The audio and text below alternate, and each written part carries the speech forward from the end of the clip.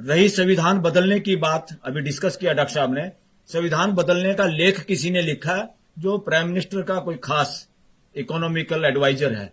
मैंने कहा यार इकोनॉमिकल एडवाइजर तू अपना हिसाब किताब दे कि तूने इकोनॉमी बढ़ाने पे क्या काम किया, कौन से लेख लिखे, किसानों की आमदनी कैसे डबल हुई, डिस्पैरिटी कैसे कम हुई, आर्थिक असमानता कैसे घटी। अरे तेरा काम हुआ है, तनख्वाह तूने उस बात के लिए है, वरना तेरे पे तनख्वाह उल्टी लेनी पड़ेगी सरकार बदलने के बाद, रिकवरी करनी पड़ेगी।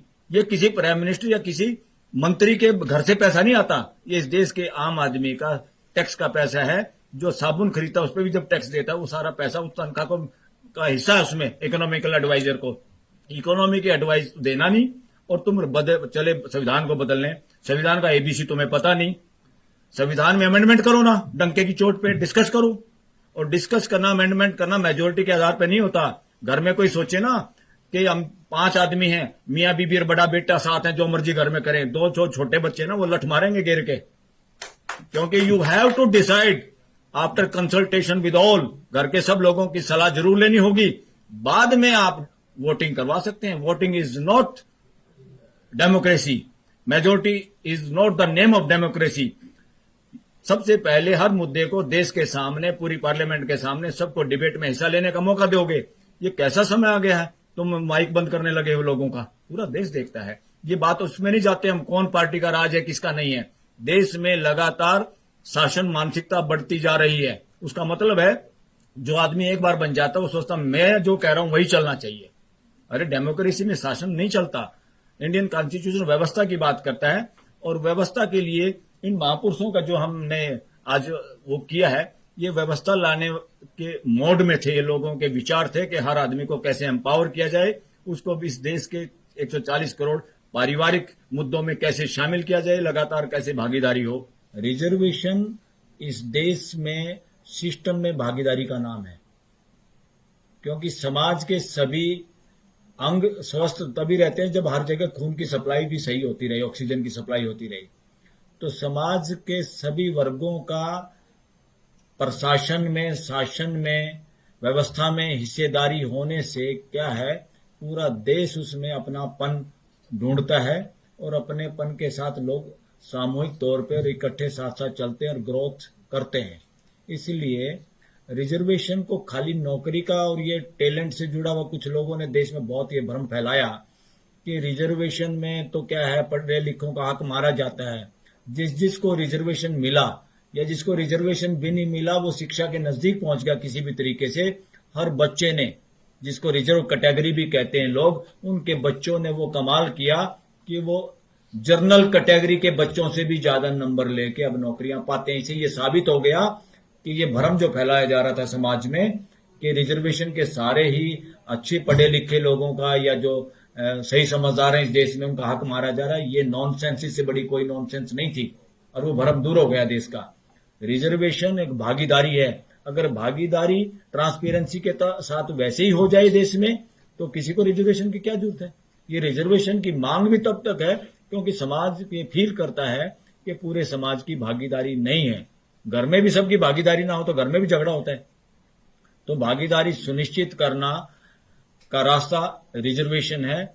ये एक पॉजिटिव रास्ता है फिलहाल, जब तक समाज में वो ट्रांसपेरेंसी व उस तरह की व्यवस्था स्थापित नहीं हो जाती कि जब जो चाहे उसको ट्रांसपेरेंसी के आधार पे, योग्यता के आधार पे और सबकी भागीदारी हो, सब अपनापन फील कर सकें इस व्यवस्था में देश की, तब तक ये रिजर्वेशन एक बहुत बड़ा सही माध्यम और साधन है सभी की भागीदारी को सुनिश्चित करने का, जिसमें अभी भी गड़बड़ है। गड़बड़ इसलिए है क्योंकि अगर आप बैकवर्ड जिन लोगों को मानते हैं और उसके आधार पे, आर्थिक आधार पे या बैकवर्डनेस के आधार पे या सोशली बैकवर्डनेस के आधार पे रिजर्वेशन का उसको प्रोविजन है कॉन्स्टिट्यूशन में, तो बैकवर्ड्स कितने लोग हैं वो भी पता होना चाहिए।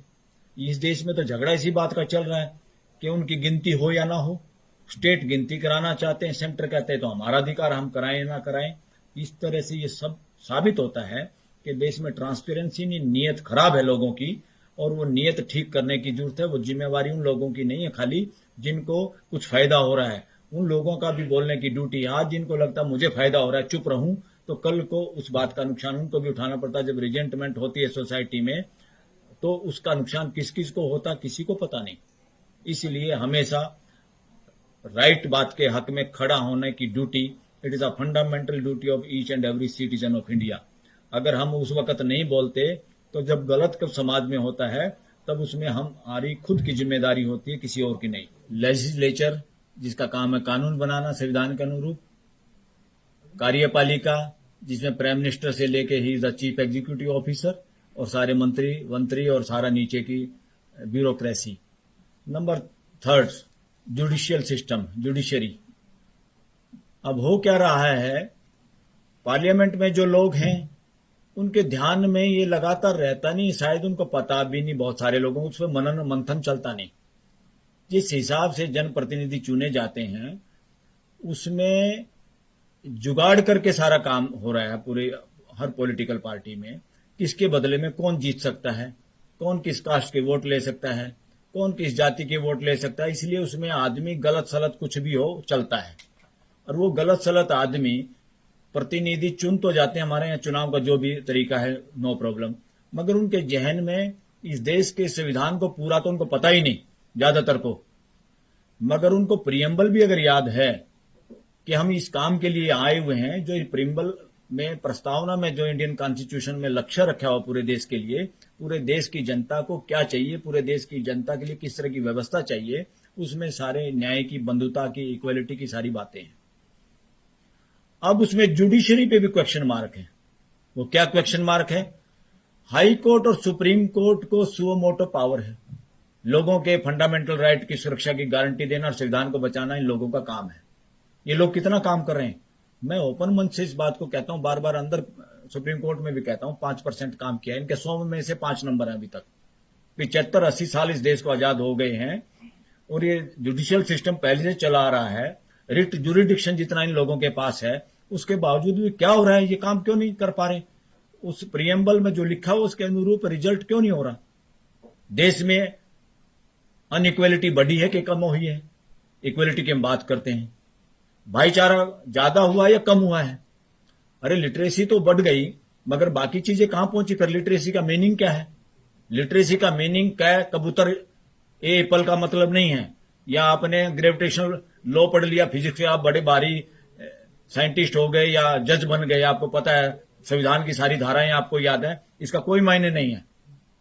संविधान का ऑब्जेक्ट जो है, ऑब्जेक्टिव जो उसमें तय किए हुए हैं, वो कहां तक आपने अचीव किए हैं, आपकी जजमेंट ने अचीव किए हैं।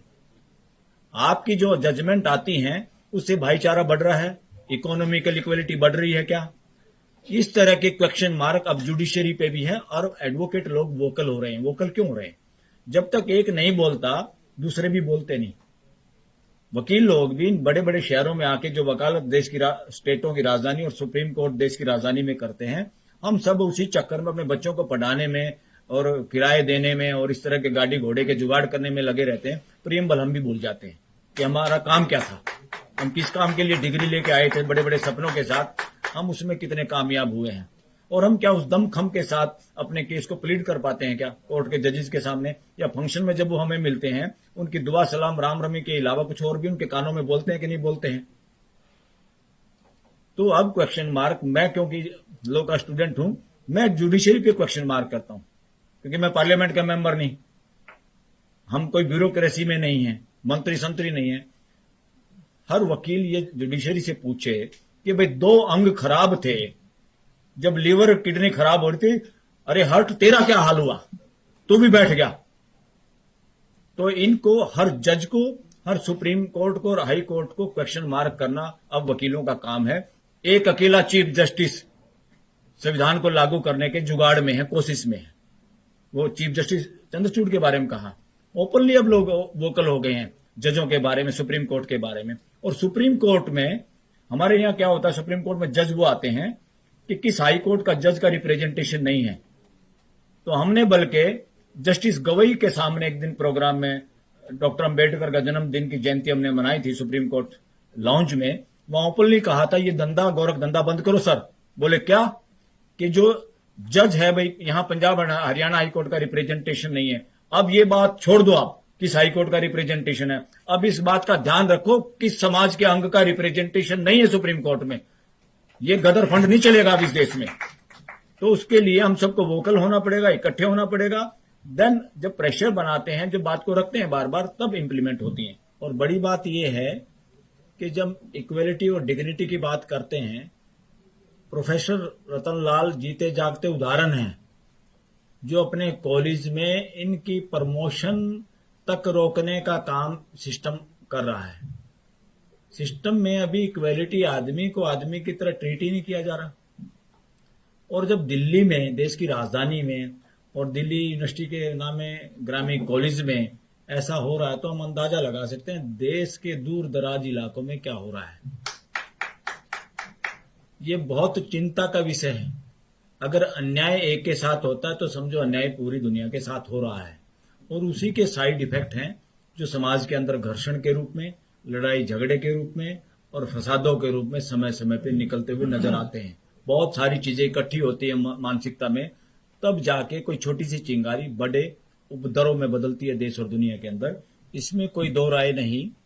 अभी तक हमारे देश में जितनी भी यूनिवर्सिटीज हैं, इनमें चलन ही नहीं रिसर्च करने का। क्या रिसर्च करने का? हमारे वकील लोग भी अपने बच्चों को इंग्लैंड में, यूएस में, बाहर की यूनिवर्सिटियों में एलएलएम कराने में गर्व महसूस करते हैं इंडिया की बजाय। क्या कारण है? वहां पर यूनिवर्सिटीज में रिसर्च होती है, अपनी हाई कोर्ट और सुप्रीम कोर्ट की जजमेंट्स पे रिसर्च करते हैं प्रोफेसर, वो पब्लिश होती है और ओपन डिबेट होती है, बाहर आती है कि किस मुद्दे पे सुप्रीम कोर्ट के या किसी हाई कोर्ट के, विदेशों की बात कर रहा हूं मैं, कि जजमेंट में आपस में क्या गड़बड़ है, जो पर्टिकुलर लोगों के साथ उसने बिहेवियर रीजनिंग गलत दी और दूसरे में कुछ फेवर किया। हमारे यहां ये प्रचलन अभी कम है। अदरवाइज तो बहुत सारी ऐसे जजमेंट हैं सुप्रीम कोर्ट के, हाई कोर्ट्स के, जिसको अगर ध्यान और रिसर्च किया जाए यूनिवर्सिटीज में, ये पाएंगे कि गरीब तबका जो है उसके साथ उन्हीं जजों ने या उन्हीं कोर्टों ने के फैसले कुछ अलग हैं, और जो प्रभावी लोग हैं उसी मुद्दे पे, उन्हीं पॉइंट्स पे, उसी लॉ पे, उसी धारा में जजमेंट्स अलग हैं। वो बस ऐसे हैंडल घुमा देते जैसे गाड़ी का हैंडल मोगा है, राइट और लेफ्ट हो गए, लोगों को पता नहीं चलता। लोग ये सोचते रहते हैं हाई कोर्ट की जजमेंट है, सुप्रीम कोर्ट की जजमेंट है, इससे आगे क्या करें। अब लोगों को, वकीलों को भी, नए स्कॉलर्स जो नए स्टूडेंट हैं, उनको ये देखना होगा किस जजमेंट में सेम जूरिस्प्रूडेंस को लागू नहीं किया गया। सुप्रीम कोर्ट बार एसोसिएशन और हाई कोर्ट बार एसोसिएशन के भरोसे भी रहने की जरूरत नहीं है। अलग बॉडी बना के भी वोकल होने की जरूरत है। और मैं तो कहता हूं जरूरत है इस वक्त प्रेस कॉन्फ्रेंस करने की भी। सच्ची बात पे कोई कंटेम्प्ट नहीं होता। If you are speaking truth there is no contempt. फिर किसी जज का इंडिविजुअल भी अगर करप्शन के या गलत आचरण का कुछ हमारे पास सबूत है, उसका भी कोई कंटेम्प्ट नहीं होती। ये भय इस देश को खत्म करना होगा, खासतौर पर वकील समाज को। जमानतों के केस में भी अक्सर वकील लोग डिस्कस करते हैं। गरीब गुरबे या जिनको कमजोर जातियां समझते हैं लोग, उनके लोग जेलों में ज्यादा हैं और लंबे समय तक पड़े रहते हैं, उनको जमानत नहीं मिलती, सुप्रीम कोर्ट तक भी डिसमिस हो जाती है। और जो प्रभावी लोग हैं उनकी जमानतें भी अगर देखेंगे कि उन्होंने कितने समय में जमानत मिली, कितने वक्त वो जेल में रहे, ये रिसर्च का मुद्दा इस देश के लिए। डिस्क्रिमिनेशन आज प्रशासन में नहीं है, जुडिशियल लेवल पे भी हमें चेक करना है और उसको रोकना होगा। इसी का नाम है राइट टू एक्सप्रेशन, कि आदमी के जो विचार हैं या जो मन में है वो परिवार के सामने कह पाए और परिवार पेशेंस के साथ उसको सुन पाए, रिएक्शन ना करे, रिस्पॉन्स दे। यही राइट टू एक्सप्रेशन है। अब हो क्या रहा है, इस राइट टू एक्सप्रेशन के लिए हमने एक प्रोग्राम किया था कुछ दिन पहले। उससे पहले पूरे देश में ये स्थिति थी को खुल के बोलना ही नहीं चाह रहा था। अब ये सोचते हैं कि खुल के कौन बोलेगा, खुल के कोई देश में सत्ता पक्ष विपक्ष ही नहीं बोलेगा, ये देश के आम लोग बोलेंगे। तो हमने एक राइट टू एक्सप्रेशन पे प्रोग्राम किया और उसमें सभी जो सुप्रीम कोर्ट के अंदर लाइसेंस शुदा पत्रकार बैठे हैं, टीवी के, इसके प्रिंट मीडिया के, सबको हमने निमंत्रण दिया। सब बड़े खुश हुए। अगले दिन मैंने कहा भाई कितने लोग आएंगे? उन्होंने कहा सर आएंगे हम सब लोग, हमें बोलने का भी मौका देना। मैंने कहा आप लोगों को 2 को मौका मिलेगा। तीसरे दिन मैंने कहा भाई वो 2 कौन बोलेंगे? वो सारे चुप। बोले जी हमें तो आना भी मुश्किल है। भाई क्यों आना मुश्किल है? क्यों हमें परमिशन लेनी पड़ती है अपने चैनल से, मीडिया हाउस से। हम नहीं, आप प्रोग्राम में भी आ सकते, मगर तुम छुप के आ जाना। बोला कोई फोटो ले लेगा, पता चल जाएगा वहां गए थे। तो ये पत्रकारों का हाल है इस देश के, जिनको कहते हैं लाइसेंस शुदा गुंगे लोग। उसका नाम है गोदी मीडिया। तो ये सिचुएशन है। अब बेचारे बच्चे आए थे कि पत्रकार बनेंगे, देश के सामने सारी बातें रखेंगे, वो अपनी रोजी रोटी के चक्कर में वो भी इसी तरह गूंगे हो गए जैसे मेजोरिटी ऑफ एडवोकेट हो गए। तो मेजोरिटी ऑफ एडवोकेट कहां बोल पाते हैं? हमारा काम बोलना है कि देश में कोई भी समस्या होती है, बार का मतलब क्या है? खाली मेंबरों के सुविधाओं के लिए नहीं। सुप्रीम कोर्ट की बार उस वक्त अगर ना खड़ी हो कि जब देश सुनना चाहता है कि वकील इस वक्त क्या बोल रहे हैं।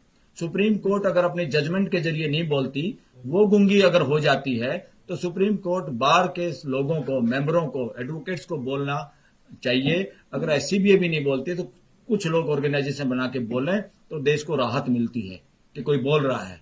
यहां से अगर आवाज आती है तो जो लोग दूसरे विंग हैं देश में, जुडिशियल हो, लेजिस्लेचर हो, चाहे कार्यपालिका के लोग हैं, सबका ध्यान जाता है। सुप्रीम कोर्ट के वकील बोलते हैं तो कि क्या बोला है। तो क्योंकि सुप्रीम कोर्ट कल 2-3 दिन पहले, 2-4 दिन पहले की बात है, कोई एक प्रोफेसर आ गया, शायद प्रोफेसर था, वो 370 में उसने हिस्सेदारी की। तो 370 में हिस्सेदारी के लिए उसने यहां कोई आ गया कोर्ट में, थोड़ी देर के लिए उसने आर्गुमेंट किए या कैसे अपीयर हुआ वो सुप्रीम कोर्ट में। अरे भाई कोई बात नहीं, 370 का मुकदमा है, कोई देश में जंग थोड़ा छिड़ रही है, कोई मुद्दा है सुप्रीम कोर्ट के आया, उसमें डिस्कशन से किसको डर है? क्यों डर है भाई? डर होता चोरों को, वरना कोई बात है, खुला उसमें संवाद होना चाहिए देश में। जब कोर्ट में है मुद्दा तो क्या दिक्कत है? तो पता चला जिस दिन वो बेचारा प्रोफेसर यहां अपीयर हुआ, अगले दिन उसको नौकरी से हटा दिया। ये सिचुएशन इस देश की, ये इमरजेंसी नहीं तो क्या है? वो तो शुक्र है सुप्रीम कोर्ट के चीफ जस्टिस में जो है उनकी रीढ़ की हड्डी में थोड़ा दम है, उन्होंने जिक्र किया अटॉर्नी जनरल को भी, सोलिसिटर जनरल को भी। क्या हुआ? तो उन्होंने जब जिक्र किया तो चुपचाप जाके उसको अगले दिन रिस्टेट किया। ये तो सुप्रीम कोर्ट का चीफ जस्टिस करता है। अरे ये काम तो वकीलों को भी करना चाहिए था। पाकिस्तान को हम अपने से बैकवर्ड देश बताते हैं, पाकिस्तान का चीफ जस्टिस को वहां की सरकार हटा देती है, हटाने के बाद सारे देश के वकील सड़क पे आ जाते हैं, और हटा हुआ चीफ जस्टिस इस देश में, इस पूरे ग्लोब पे, धरती पे को भी दोबारा नहीं लगा, वो पाकिस्तान में लगा। हटाया हुआ चीफ जस्टिस दोबारा गद्दी पे बैठा लोगों के प्रेशर की वजह से। तो बताओ डेमोक्रेसी हमारे से ज्यादा कहां है? पाकिस्तान में है नहीं क्या? उसको हम ऐसे बदनाम करें? जिसकी पड़ोसी से नहीं बनती उसकी किसी से नहीं बनती। It is a fundamental duty of each and every human being. अगर हम घर में हैं, अगर हमारी पड़ोस में नहीं बनती तो हमारे अंदर कमी है। तो बार बार ये चिल्लाने से फलाना देश बुरा, फलाना आदमी बुरा, ये वो लोग करते हैं जिनके पास सॉल्यूशन नहीं है, संवाद नहीं है, हिम्मत नहीं है, जिनका हिडन एजेंडा है। वरना पड़ोसी का क्या बुरा, कुछ उसकी मान लो, कुछ अपनी मनवा लो, संवाद होगा तो सब कुछ हल होगा। वो सर एक और बात कहते थे चौधरी छोटू राम लोगों को भाषण देते वक्त कि मंडी और फंडी से बचो। मैं आपको बताना चाहता हूं उसका मतलब क्या है। फंडी का मतलब उनका था जो आस्था के नाम पे आप लोगों को दास बनाते हैं, जो उसका लॉजिकल आंसर नहीं देते या उसके आंसर देने से भागते हैं। जो लोग ये कहते हैं जो हम कह रहे हैं वो मान लो, उनका नाम उन्होंने रखा, उस वर्ग का नाम रखा फंडी। फंडी मतलब आस्थाओं को चुपचाप मान लो, और जबकि आदमी मानने वाली चीज नहीं है, आदमी समझ के मानने वाली चीज है अस्तित्व में। यही संघर्ष चलता रहा। उन्होंने एक बड़ी बात कही, और मेरा अपना निजी शोध ये है कि जहां जहां आस्थाएं लगातार जारी हैं, यानी फंड जारी है, यानी उस फंड को बढ़ावा देने वाले फंडी लोग अभी हैं, तो वहां पे मंडी हावी है, यानी कैपिटलिज्म हावी है। क्योंकि आस्था लोगों को दास बनाती है, और जहां जहां पूरी दुनिया में नजर मारो, जहां जहां आस्थाओं का ठोर ठिकाने मजबूत हैं, वहीं पे कैपिटलिज्म हावी है। क्यों? आस्था सिखाती है कि कोई ऐसा है, आपके कर्म ऐसे, इसलिए आप तो भुगतो ऐसे ही। वो बराबरी का दर्जा ही नहीं देने देती, बराबरी का कॉन्फिडेंस क्रिएट नहीं होने देती। आस्था इस बीमारी का नाम है। आस्था एक दास्ता है, और आस्था से जहां जहां आदमी निकलता है वो कैपिटलिज्म का मुकाबला करता है, यानी उसके बीमारी को भी समझता है। ये दोनों सिक्के के पहलू हैं, मंडी और फंडी, आस्था और कैपिटलिज्म। कैपिटलिज्म भी उसी तरह से है जैसे आस्था में है कि किसी की किस्मत अच्छी। तो कैपिटलिज्म वाले मानसिकता का भी यही है कि मेरे पैसे, मैंने पैसों से और पैसे कमा लिए और जितने मर्जी बना लूं, चाहे मैं अंबानी का फूफा बन जाऊं, पूरे देश की संपत्ति मेरे पास हो जाए, तुम क्या, तुम्हारे तो कर्म माड़े हैं। तो ये नॉनसेंस अब चलने वाली नहीं है, क्योंकि एग्जिस्टेंस में कोई भी नौकर और मालिक का रिश्ता ही नहीं है अस्तित्व में।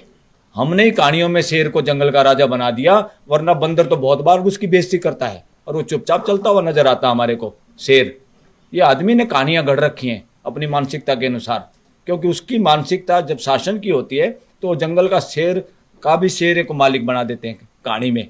तो कहानी जानवरों की लागू इंसानों पे करना चाहते हैं, ये नहीं होगा।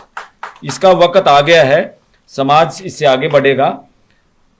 और साथियों, एक और बात, हमारे कॉन्स्टिट्यूशन में आस्था की भी बात है और साथ में फंडामेंटल राइट की बात है। अरे फंडामेंटल राइट मेरा स्पीकिंग का, एक्सप्रेशन का है, तो मेरा ये कहना है कि फंडामेंटल राइट टू एक्सप्रेस बड़ा है तुम्हारी आस्था से। अगर तुम्हारी आस्था मेरी टांग बांधती है तो तुम्हारी आस्था को लात मारते हैं हम, तुम्हारे को जवाब देना पड़ेगा। तुम्हारी आस्था किस पे डिपेंड करती है बताओ, प्रश्नों का उत्तर दो। आज मेरा बच्चा कुछ बात पूछता है, मेरा बच्चा पूछता है मेरे से, ये लाइव बात कर रहा हूं मैं अपने घर की, कि पापा गीता में तो ये लिखा है, श्री कृष्ण के मुख से ये कहलवाया गया है किताब में कि मैंने ही 4 वर्ण बनाए हैं, यानी ब्राह्मण, क्षत्रिय, वैश्य, शूद्र। बोला पापा SC ST तो अछूत थे, वो किसी वर्ण में नहीं आते, तो या तो कृष्ण झूठा या कृष्ण नकली, जवाब दो। और मैंने आंसर दिया, बेटा ये कृष्ण भी झूठा, ये गीता भी झूठी। क्योंकि जब या तो कृष्ण बेवकूफ नहीं हो सकता, इसका प्रश्न ये घर में चर्चा का विषय है, ये कोई आस्था के नाम पे चुप रहने की बात नहीं है। आप लोगों के चेहरों पर, जबान पर लगाम नहीं लगा सकते। आस्था बहुत छोटी चीज है हमारे फंडामेंटल राइट के आगे, और आस्था को हमने कुचलना होगा फंडामेंटल राइट टू एक्सप्रेशन के द्वारा, और देश और दुनिया को तभी आगे बढ़ पाएगी। आस्था इतने सालों से, हजारों साल से बेवकूफ बना सकती है कोई Astha? We have to test logically, reasoning के साथ। हमें हमारी किताब हमारे बुजुर्गों ने लिखी, उन पे हम कोई लाछ नहीं लगाना चाहते। क्या वक्त था, कैसे लिखी, क्यों लिखी, नो प्रॉब्लम। हम प्रेजेंट की बात करते हैं, क्या प्रेजेंट सिनेरियो में वो लागू होती हैं? लागू करे तो झगड़ा होता है, झगड़ा चाहिए क्या? समानता चाहिए कि नहीं चाहिए? और हिसाब लेना पड़ेगा आस्थाओं से, रिलीजियस बुक से, रिलीजियस लीडर से, रिलीजियस स्थानों से, कि बताओ 700 करोड़ को जोड़ने के लिए तुमने क्या काम किया, क्या प्लान है तुम्हारे पास? 700 करोड़ लोग तुम्हारे इन घरों में घुस नहीं सकते, तुमने अलग अलग लोगों के लिए घर बना लिए। मानव जाति ऐसा नहीं चाहती। और साथियों, मानव जाति का एग्जिस्टेंस में अगर रिलीजन कोई है, वो एक व्यवस्था है, अस्तित्व में व्यवस्था है, सबके लिए, सब उसको समझ सकते हैं। हमें तो सिर्फ व्यवस्था, उस अस्तित्व की व्यवस्था के अनुरूप जीना भर है, इससे बड़ा कोई काम मानव जाति का नहीं है। अब व्यवस्था के अनुसार नहीं जी रहे, इसलिए तो पॉल्यूशन है, लड़ाई हो रही पॉलिटिकली। पूंजीपति राज्यसभा लोकसभा में पहुंच रहे हैं और उनको चाहिए जंगलों का अंदर दबी हुई खदानें। धरती माता का दूध पी के हम अपनी माँ का बड़े हुए हैं, और आज मैं ये कहने लगूं बुढ़ापे में, माँ बूढ़ी हो गई, माँ दूध तो अब तेरे पास है नहीं, जब तेरी किडनी खा लेते तेने मरना तो है ही।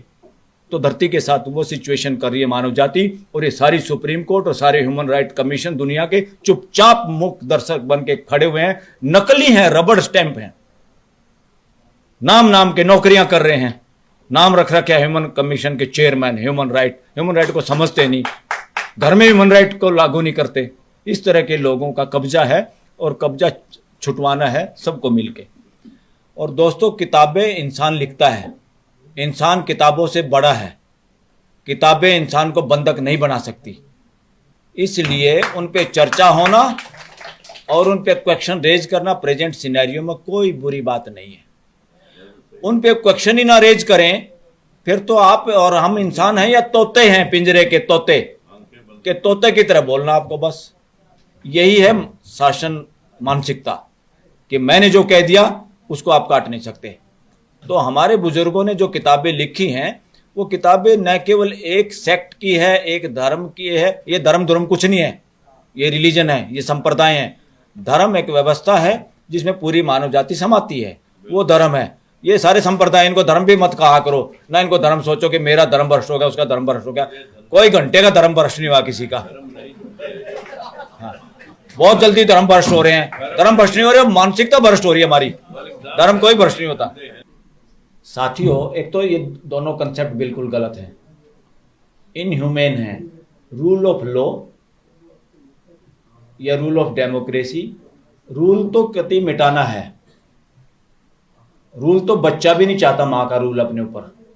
ये एक व्यवस्था है म्यूचुअल सपोर्ट की, उपयोगिता पूरकता की। पूरा अस्तित्व वैसे ही काम करता है। तो रूल ऑफ लॉ नहीं चाहिए, सिस्टम ऑफ लॉ चाहिए। शासन नहीं चाहिए, व्यवस्था चाहिए। और ये मैं क्यों ऐसा जिक्र कर रहा हूं, विद इन 1 मंथ हम एक और सेमिनार करना चाह रहे हैं, बड़े जगह पे करेंगे, जिसमें सीधा आह्वान होगा पूरे देश को, अब शासन नहीं व्यवस्था चाहिए। अब शासन नहीं व्यवस्था चाहिए। डिग्निटी नहीं है, या डिग्निटी ऑफ लेबर ही नहीं देश में। बेड़ा गर्क हो गया देश का। और इस देश को सब ने मिलजुल के आगे, कोई एक मसीहा आएगा, इस फ्रॉड में मत फंसो। एक मसीहा के चक्कर में तो हमने आज तक अपना शोषण करवाते रहे।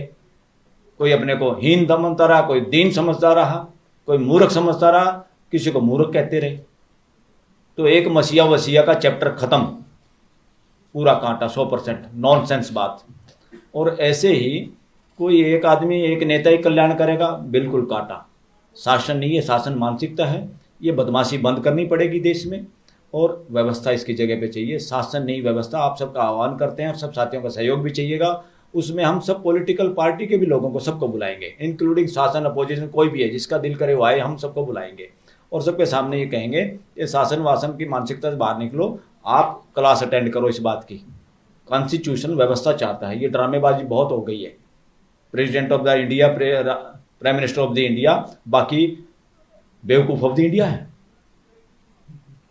चीफ जस्टिस ऑफ इंडिया, बाकी बेवकूफ। न्याय के नाम पे जजमेंट सारी है, न्याय नहीं हो रहा।